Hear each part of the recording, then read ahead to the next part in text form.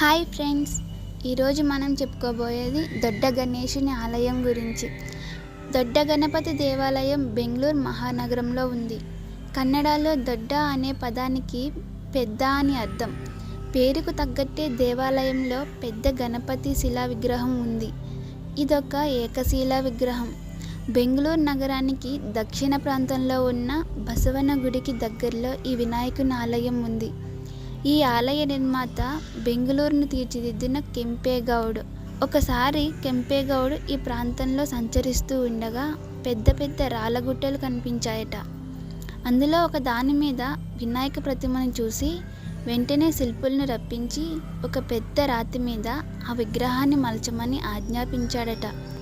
ఆనాటి సంఘటన రూపమే ఈనాడు మనకు చూస్తున్న దొడ్డ గణపతి ఆలయం.